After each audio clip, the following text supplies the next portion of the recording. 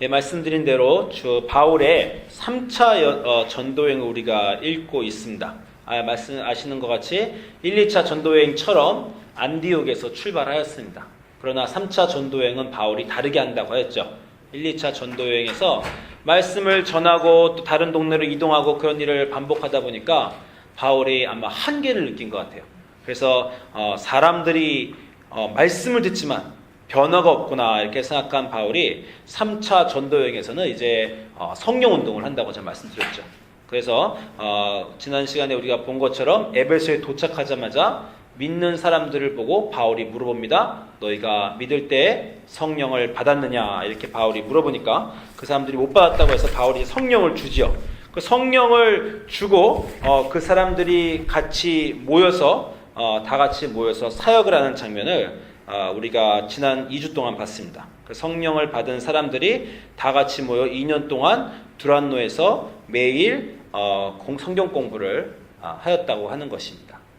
제가 말씀드렸지만 뭐든지 집중해서 하는 게 참 중요한 것 같아요.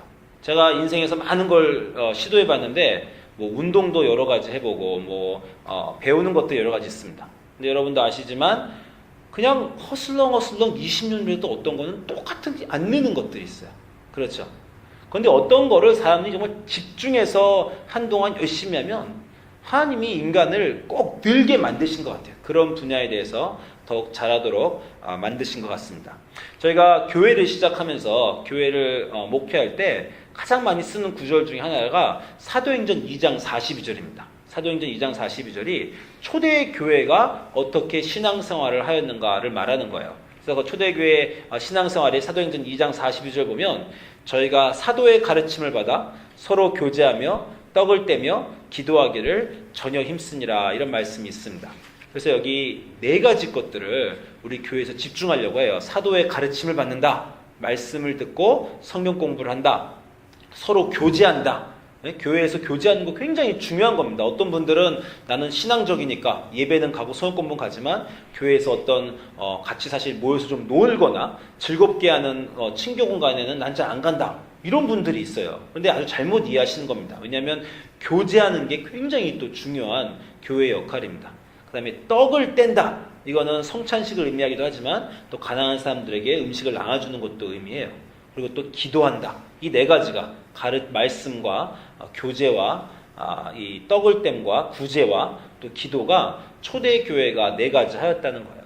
그래서 저희 교회에서 교회를 처음 세울 때도요. 이걸 표어로 걸고 4가지 사역에 집중하자 했습니다. 한 1년, 2년 열심히 집중했는데 별일이 안 일어나더라고요. 그러다가 한 1년, 2년 있다가 크게 깨달은 마지막 말이 전혀 힘쓰니라. 이게 한국말이 좀 어려워요. 한마디로 그냥 전념했다 이겁니다. 전념. 영어로 하면 they devoted themselves to the apostles' teaching 이렇게 말하는 거예요. devote themselves 그 일에 전념하였다는 거예요. 전념하지 않으면요 어떤 일을 해도 아무 일도 일어나지 않습니다. 전념해야 돼요. 여러분이 말씀을 공부를 하시고 또 어떤 일 하실 때 전념 안 하시면요 그 일이 별 특별한 일이 안 일어납니다.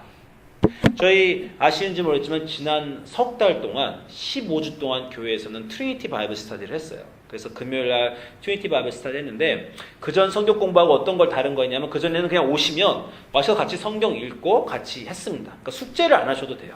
준비 없이 그냥 했습니다. 그런데 트리니티 바이블 스터디는 3주에 책 한 권, 창세기, 출애굽기 한 권씩을 3주에 나가기 때문에 한 주에 최소한 3분의 1의 성경 한 권씩 읽었어야 됩니다. 그래서 한 주에 15장 정도를 읽어오는 그런 성경 공부였어요. 처음에 성경 공부 시작했더니 여러 분 오셨습니다. 한 10분에서 15분 오셔가지고 성경 공부 시작했어요. 15주가 엊그저께 금요일로 마지막 끝났습니다. 한 분 남았어요. 한 분. 한 몇 분 더 남긴 했는데 한 번도 안 빼놓고 다 읽어오신 분 딱 한 분 있더라고요. 네. 그래서 제가 그분을 마음속으로 참 많이 칭찬했습니다. 하기는 쉬워요. 모두나. 그러나 안 빠지고 끝까지 하는 건 참 힘든 일입니다. 또 여러분들 연초에 여러 가지 계획하시잖아요. 올해는 성경을 다 읽겠다. 또는 매일매일 데일리 디보션 하겠다. 하는 거는 쉽습니다. 또는 이 새벽 기도를 나오겠다. 가끔씩 나오는 건 다들 해요. 근데 정말 전념해서 하지 않으면요 힘이 안 생깁니다. 저도 그거 참 많이 느껴요. 신앙생활 하다가 빼먹으면요, 참 많이 뒤로 가게 되더라고요. 한번 제가 권해드리는 거지만, 아직 안 해보셨으면 한번 나중에 작정 40일 기도 한번 해보세요. 그거를 통과하시면, 그 다음에 뭐 작정 100일 새벽 기도, 뭐 이런 것도 해보시고, 한 번씩 자기의 이 경지를 도전하셔서 넘어가 보십시오. 그냥 슬렁슬렁 몇 년 다니는 것보다요, 작정해서 주님 내가 다음 40일은 무슨 있어도 안 빼먹겠습니다. 아마 사순절 때 우리 교회에서도 할 것 같아요. 그때 새벽 기도 하시면 참 은혜가 그때 있습니다. 저는 이렇게 사실 운동도 잘하고 건강해 보이지만요, 잔병 치레가 많습니다. 그래서 겨울에는 꼭 한두 번씩은 감기에 걸려요. 네. 근데 작년 겨울에 제가 이상하게 감기를 한 번도 안 걸리더라고요. 그래서 내가 왜 감기에 한 번도 안 걸렸을까 이렇게 생각해 봤는데, 그해 여름에 제가 축구를 시작해서 정말 일주일에 2번씩 산호세 그 뜨거운 여름에서 정오부터 2시까지 정말 미친 겁니다. 그 땡볕에서 정오부터 2시간 동안 2시간씩 일주일에 2번씩은 여름 내내 축구를 했어요. 그때 축구할 때는 별 변화가 없더니요, 그 사이에 햇빛을 많이 받고 운동을 많이 해서 몸의 면역력이 늘어난 겁니다. 겨울에 감기 안 걸린 거예요. 여러분, 영적 생활을 열심히 하면요, 그 순간에 아무 일도 일어나지 않을 수도 있습니다. 새벽 기도를 안 하는 사람과 열심히 하는 사람, 또는 뭐 흘렁흘렁 하는 것 사람과 40일 집중해서 하는 사람, 성경 공부 뭐 왔다 갔다 하는 사람과 정말 집중해서 성경 읽는 사람, 그 하는 동안에는 별 아무 일도 안 일어날 수도 있어요. 그런데 위기가 오면 그 사람은 다릅니다. 영적으로 말씀에 집중하고 기도에 집중해서 영혼이 지금 건강으로 채워진 사람은요, 위기가 왔을 때 흔들리지 않아요. 또는 교회 일을 열심히 하다가도 이렇게 지치는 경우가 있는데, 말 그대로 기초 체력이, 영적인 체력이 단단해지면요, 오래 하나님을 섬겨도 지치지도 않습니다. 그게 집중해서 하는 일의 결과들이에요. 그래서 여러분이 집중해서 그런 일을 좀 하시면 좋겠습니다. 제자들이 성령 받고 집중해서 2년 동안 매일 두란노손에서 모인 것에 대해서 저희가 지난 시간에 나왔지만 참 거기에 은사가 있습니다. 전념하고 집중해서 하나님을 사귀는 그런 시간이 인생에서 가끔씩 여러분 있으셨으면 좋겠어요. 그래서 그 집중해서 모였더니 어떤 일이 벌어졌는가, 우리가 지난 시간에 나눴죠. 바울과 제자들이 따로 모여서 두란노손에서 날마다 2년 동안 그 일을 하였더니 19장 10절에 보니 아시아에 있는 자는 유대인이나 헬라인이나 전부 다 주의 말씀을 들었다는 겁니다. 놀라운 일이 벌어진 거죠. 그리고 또 더 놀라운 일도 벌어졌습니다. 오늘 9절 보면 19장 11절에 참 신기한 일이 벌어졌어요. 하나님이 바울의 손으로 희한한 능을 행하게 하시니 심지어 사람들이 바울의 몸에서 손수건이나 앞치마를 가져다가 병든 사람에게 얹으면 그 병이 떠나고 악귀도 나가더라. 여러분, 저 한국말로 희한한 능이라고 했죠? 영어로 보면요, extraordinary miracle이라고 나와 있어요. 그 말은 뭐냐면요, 미라클 자체가 희한한 겁니다. 미라클은 일어나면 참 희한한 거죠. 그게 자체가 아주 신기한 거고 노멀하지 않고 오리지널리하지 않고 그 자체가 extraordinary한 건데, 그냥 미라클을 넘어서서 기적 중에서도 흔한 아주 드문 기적, extraordinary miracle, 능력 중에서도 능력 자체가 흔한 거지만, 흔하지 않은 거, 희한한 거지만 능력 자체 중에서도 희한한 능력이 나타났다는 거예요. 그 능력이 뭡니까? 손수건을 가져다가 놔도 병이 낫다는 겁니다. 아니, 예수님이 어떤 사람을 안수해서 낫게도 하시고요, 그러나 어떤 때는 그 사람한테 가지도 않으시고 멀리 떨어져서 말만 해서 낫게 하신 적도 있죠. 또 어떤 때는 예수님이 직접 낫게 하시고자 않으셨지만 혈루증 여자가 뒤에 와서 예수님 옷자락만 잡아도 능력이 나가서 난 경우도 있어요. 그죠? 근데 이 경우는 그거보다 더합니다. 그냥 바울이 갖고 있던 손수건을 그냥 누가 가져가서 딴 사람 몸에 얹었더니, 아니 그 몸에 영혼의 능력이 너무 넘쳐나서 손수건에 묻었다가 그 사람한테 묻어서 병이 낫고 악귀가 치료됐다는 거예요. 정말 대단하죠. 이런 건 정말 들어본 적도 없고 상상도 해본 적이 없습니다. 여러분, 하나님의 권능은요, 여러분 제한하지 마십시오. 제가 참 좋아하는 말씀이 있는데, 하나님에게는 감기나 암이나 똑같다. 누가 이런 말씀을 하시더라고요. 그렇잖아요. 감기는 우리가 생각해 낫기 쉽고 기도해서 막 나면 그것도 뭐 기도의 응답이고 암은 또 안 그렇고 그렇습니까? 하나님이 원해서 낫게 하시고자 하면 감기를 낫게 하시거나 암을 낫게 하시거나 하나님한테 똑같은 겁니다. 하나님이 원하시면요 시냇물을 갈르는 것과 바다를 갈르는 게 하나님한테 똑같은 일이에요. 하나님의 능력을요 우리 생각에 지금은 어떤 이 사람이 병이 날 것 같은 일이 될 것 같은 가능성이 좀 보이니까 그나마 한 40% 50% 가능성이 보이니까 그때는 열심히 기도했다가 정말 모든 일이 안 될 것 같은 순간엔 이제 다 글렀구나 안 되는구나 그리고 기도를 멈추는 분들이 있어요. 그럼 믿음은 그런 게 아닙니다. 끝까지 믿는 거예요. 한번 믿으면 그 순간이 아무리 불가능하더라도 끝까지 믿는 겁니다. 끝까지 믿었다가 안 될 수도 있어요. 그래도 괜찮습니다. 그래도 또 믿는 겁니다. 믿음이란 그런 거예요. 믿는다고 모든 일이 다 잘 되는 건 아닙니다. 실패도 있어요. 많은 믿음의 용사들이 성경에 보면요. 그 사람들이 한 모든 게 다 되는 건 아닙니다. 안 될 수도 있지만 그 사람들의 중요한 건요. 안 되면 안 되는 대로 그 다음 순간에 또 믿는다는 거예요. 어떤 일이 있어도 끝까지 믿으시기 바랍니다. 제가 좋아하는 구절 창세기 하나 있는데요. 창세기의 12장, 26장 12절 보면 하나님이 이삭을 복 주시는 내용이 있어요. 뭐라 그러냐면 26장 12절에 이삭이 그 땅에서 농사하여 그 해에 여호와께서 복을 주심으로 100배나 얻었다. 이런 구절이 있습니다. 제가 처음 읽을 때는 그냥 멋모르고 읽었다가요. 나 가만히 생각해 봤더니 아니 이게 말이나 되는 내용인가? 농사를 지었는데 그 해에 2배를 거뒀다. 그래도 완전히 대풍년이다라고 할 판입니다. 5배를 거뒀다 그러면 이런 풍년일이 없어요. 10배를 거뒀다 그러면 이건 역사에 남는 일입니다. 농사를 지었는데 어떻게 100배를 거둡니까? 좀 말이 안 되는 일이에요. 그런데 하나님이 복을 주시려고 작정하면 그냥 100배로 주신다는 거예요. 우리가 생각하는 그런 정도의 축복이 아닙니다. 하나님의 능력과 축복을요 조그맣게 기대하지 마세요. 하나님은 하시고자 하면 어떤 병도 고치시며 어떤 축복도 드실 수 있는 분입니다. 문제는 하나님이 정말 하시기에 마음 먹게끔 우리가 열심히 하나님 앞에서 온전히 사는 것이 중요한 것이지 그 능력에 어디가 한계인가를 생각하는 것이 아닙니다. 그 능력을 여러분이 의지하시고 꼭 끝까지 그리고 한계를 넘어서서 기대하시면 좋겠습니다. 이런 축복들은 또 그냥 일어나는 것은 또 아닙니다. 물론 우리가 이 다음 구절에서 재미있는 에피소드 우리가 방금 전에 읽었지만 그 에피소드를 통해서 우리가 얘기를 좀 더 나누고자 하는데 그 바울의 그 손수건만을 갖다 놔도 악기가 떠나니까 이제 이 아주 우스운 구절이 하나 나와요. 돌아다니면서 마술하는 유대인들이 실험을 해봤다는 거예요. 야, 저 바울이 예수님의 이름만 부르니까 악귀가 다 나가는구나. 우리도 해보자. 그래서 악귀들한테 주 예수의 이름을 불러 말하되 내가 바울의 전파하는 예수를 빙자하여 너희를 낫게 하겠다라고 어떤 사람이 실습을 한번 해본 겁니다.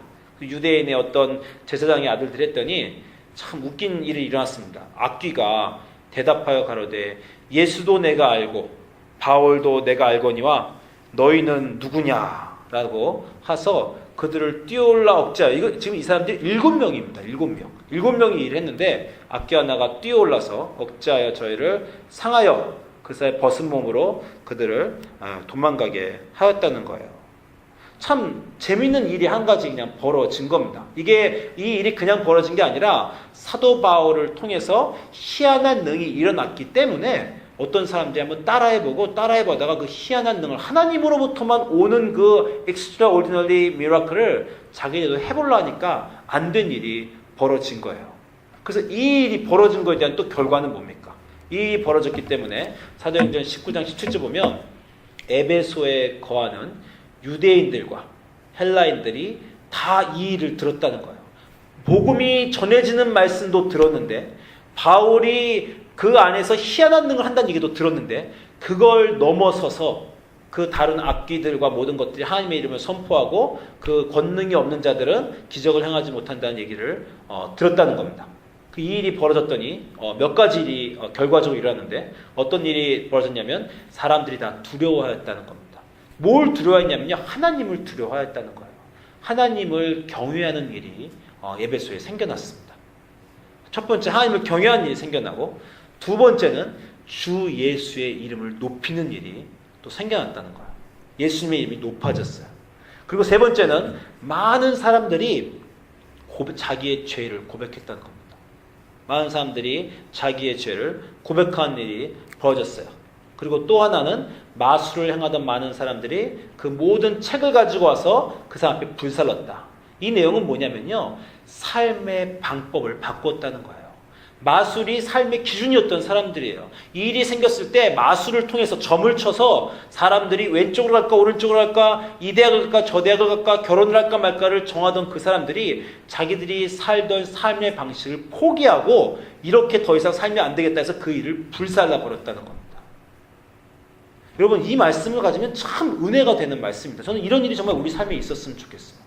지금 우리가 오늘 방식으로 바꾸면요, 많은 사람들이 더 이상 돈을 중요시 여기지 않았다.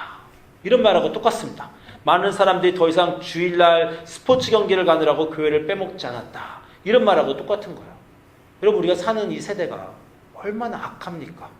돈의 기준이 삶의 기준이고, 돈이 많고 적음에 따라서 사람들의 지위가 달라지고, 모든 젊은 아이들은 운동 경기와 다른 학교의 중요한 일로 교회 가지 않고, 또 우리 어린아이들은 스포츠와 이 게임을 통해서 중독되고, 하나님에 대해서 기도하는 시간이 없어지고, 정말 돈이 물질화되고 물질이 사람을 지배하는 그런 악한 시대에 우리가 살잖아요.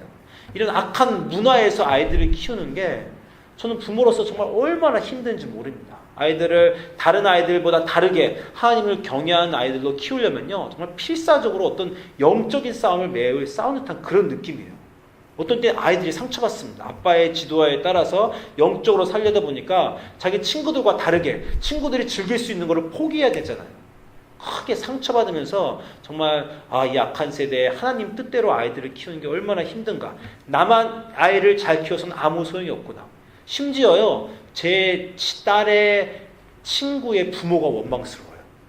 제 딸의 친구의 부모가 제 딸이 어떤 주님을 따라서 정말 살려고 할 때 그 친구도 그렇게 같이 살아주면, 같이 교회에 열심히 나오고 같이 하나님 섬기면 제 딸이 좀 위로가 될 텐데, 하나하나 믿는 아이들조차도 그 믿음을 어떤 다른 거에, 운동이나 공부나 다른 거에 버리고 갑니다.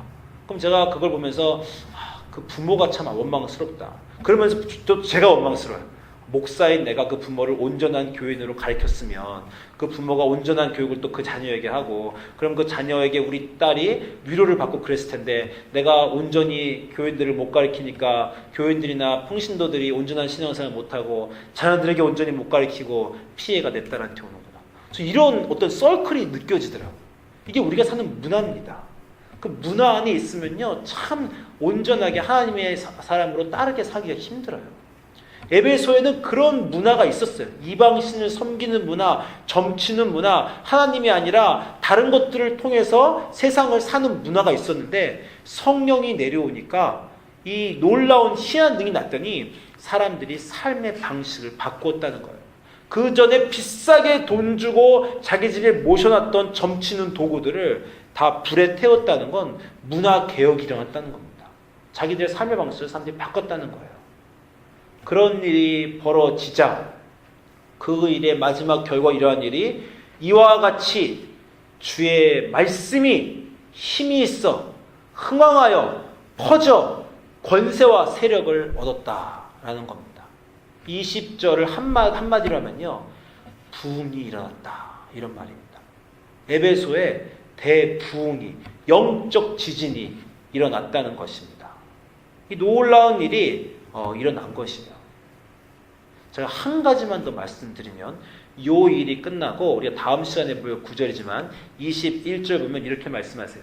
이 일이 다 된 후에 말씀이 힘을 얻고 흥왕하여 영적 각성이 에베소에 일어나고 영적 지진이 일어나고 부흥이 일어났더니, 드디어 바울이 마게도냐와 아가야로 다녀서 예루살렘에 가기를 경영하여 가로되, 내가 이제 거기 갔다가 후에 로마도 보아야 하겠다라는 결심을 에베소에서 하게 됩니다. 에베소의 영적 각성을 통해서 바울에게 하나님이 주신 생각은 내가 로마를 봐야 되겠다라고 하는 생각을 주신 거예요. 이 말이 뭘 뜻하는 줄 아세요? 바울이 로마로 간다는 것은 복음이 세계의 중심으로 들어간다는 겁니다. 바울이 로마로 갔기 때문에 로마가 결국 기독교 국가가 되고, 로마가 결국 기독교 국가가 때문에 유럽 전체가, 서구 유럽이 기독교 국가가 되고, 그래서 결국 말씀이 퍼져서 미국과 아시아와 전 세계로 말씀이 퍼지는 일이 생기는 겁니다. 이게 지금 간단한 일이 아니에요. 이 말은요, 다시 바꾸면 드디어 전 세계로 기독교가 퍼지는 일이 되었다라는 구절과 같은 말입니다. 여러분, 우리가 사도행전을 쭉 읽어나갈 때 여러분이 영적 일어나는 하나님의 놀라운 일들을 보시면 좋겠어요. 사도행전 1장부터 이렇게 계속 지금 읽어가잖아요. 20장까지 19장까지 읽어가면서 일어날 모든 일들이 그냥 랜덤하게 우연적으로 일어나는 것이 아닙니다. 하나님의 놀라운 계획하에 이 정말 cause and effect, 인과관계에 따라서 하나하나 일어나는 거예요. 예수님이 승천하시면서 뭐라고 하셨습니까? 우리가 늘 본 사도행전 1장 8절에 너희가 성령을 받으면 권능이 생기고 예루살렘과 유대와 온 사마리아 땅끝까지 내 제자가 되겠다 라고 사도행전 1장의 말씀을 딱 하셨어요. 그 말씀과 선포와 예수님의 마지막 유언이 일어나자마자 사도행전 2장에 성령을 받았습니다. 성령을 받아서 오순절 놀라운 성령 사건이 일어나니까 교회가 탄생하고 교회가 부흥하기 시작했어요. 교회가 부흥하고 놀라운 일이 벌어지니까 박해가 일어났습니다. 그 박해를 주도한 사람이 사울이라는 청년이에요. 그 사울이라는 청년이 박해를 주도하다가 거꾸로 성령에 힘입어 예수님을 영접하게 됩니다. 그리고 사울이라는 청년이 예수님을 영접하여 바울이 되고 성령을 받아서 안디옥에서 전도여행을 떠나게 돼요. 그 전도여행을 떠난 이 청년이 전도여행 1차, 2차 통해서 온 아시아의 말씀을 전하다가 드디어 성령운동을 하게 됩니다. 성령운동을 해서 에베소에 가서 12명에게 성령을 주게 돼요. 근데 12명이 성령을 받은 사람들이 성령을 받았기 때문에 말씀에 집중하는 힘이 생겨서 그 이후에 2년 동안 에베소에 모여서 두란노선에서 매일같이 말씀을 강론합니다. 그랬더니 그 모든 아시아의 말씀이 전해지게 되고 하나님이 너무 기뻤던 거예요. 이 일들이 벌어지는 게. 그래서 바울한테 정말 놀라운 영적 선물을 주신 겁니다. 희한한 extraordinary 미라클을 주셨어요. 그 놀라운 영혼의 그 기적의 일이 일어나니까 주변의 사람들이 너무 놀라가지고 어떤 사람들이 실험까지 해보게 되고 그런 와중에 하나님의 영광의 능력이 더 높이 나타나게 되는 겁니다.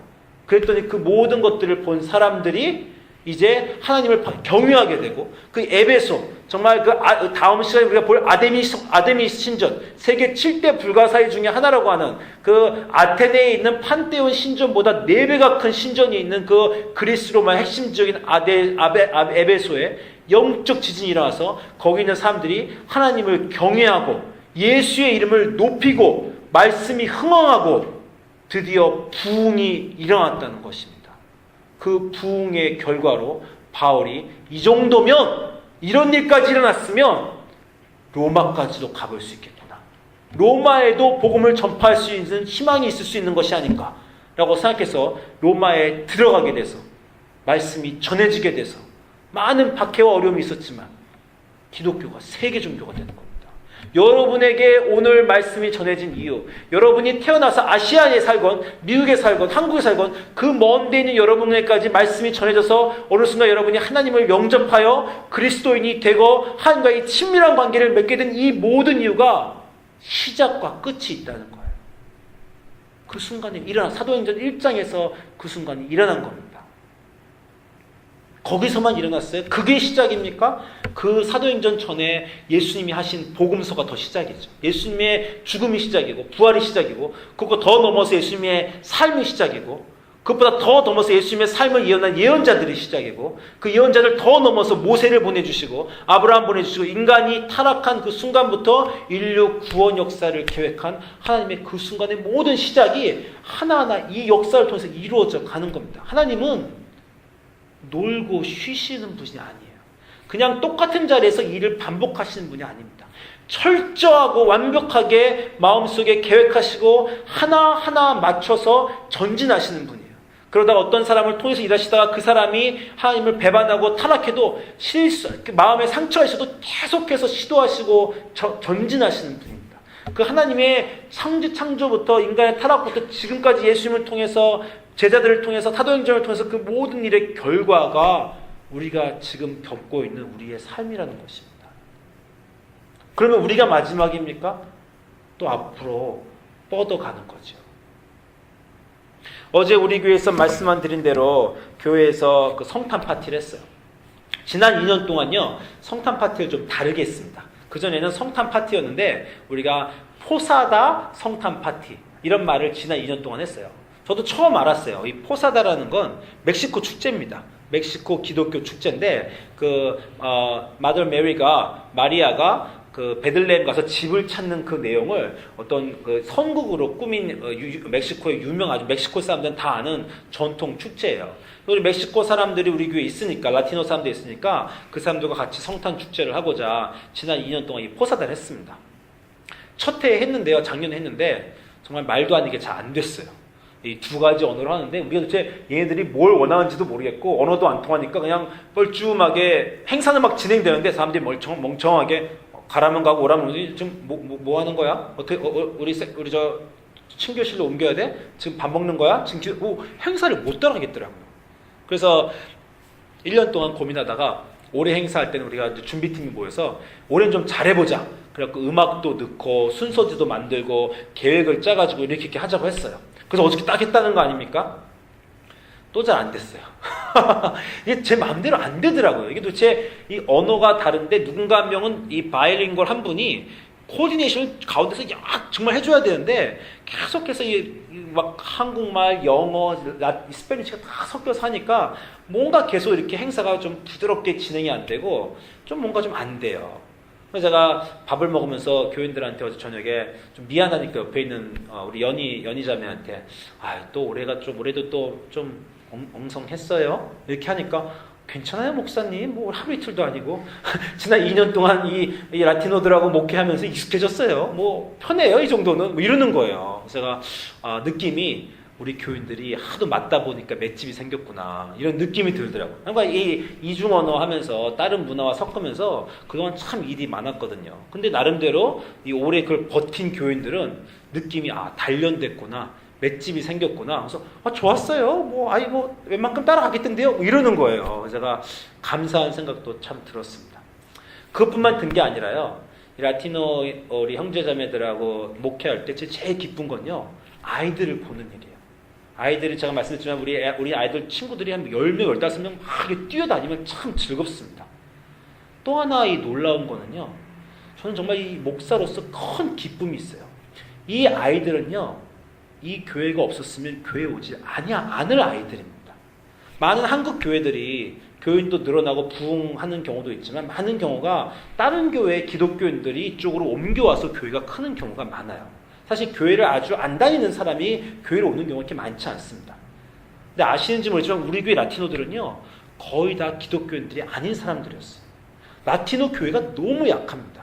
우리 연회에 이렇게 350개가 되는 우리 북가주의 연회교회들이 있는데 이 연합감리교회, 한국교회도 많잖아요. 한국교회도 큰 교회도 있고 미국교회도 큰 교회가 있잖아요. 그런데 한국이 교포 숫자보다 라티노 교포 숫자가 얼마나 많습니까? 제일 큰 라티노 교회가 70명, 80명 그것도 안 돼요. 너무 라티노 미니스트리가 열악합니다.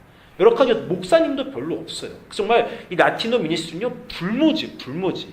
이 사람들이 다 카톨릭 교회 간다고 하지만 다 이 문화교인들이라 1년에 한 번도 안 갑니다. 부활절 한 번 어쩌다 가는 게 다행이에요. 그러면서 너 하나님 믿냐? 그럼 난 뭐 천주교인이다 이렇게 말하지만 거의 기독교 생활 안 하고 하나님 모르고 지냅니다.